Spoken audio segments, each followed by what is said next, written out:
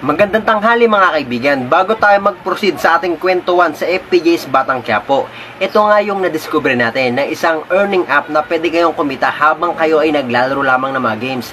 Ito ay tinatawag na Photon Game. So kailangan nyo lamang mag-register dito. So kailangan nyo lamang ng mobile number nyo, maglagay kayo ng password, tapos may magsisend sa inyong OTP, and then yun, nakapag-register na agad kayo dito. And then pagkatapos yung mga kaibigan, pwede kayo makatanggap dyan ng mga gold coins na makikita nyo sa inyong screen. Pwedeng times 1, times 2, times 10. At syempre, pwede ka rin walang makuha. Swerte yan lang talaga mga kaibigan. At at the same time mga kaibigan, pwede ka ditong kumita sa paglalaro ng mga games.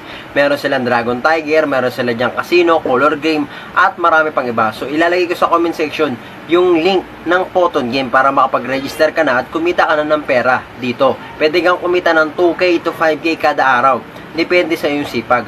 At syempre, pwede ka rin kumita via commission. Pwede kang mag-invite ng mga player nang walang nilalabas na puhunan.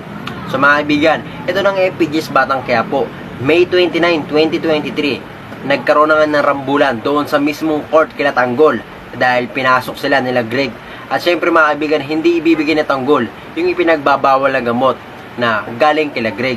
Kaya naman, itong si Ramon ay pupunta rin doon sa Quiapo para hanapin ang kanyang anak.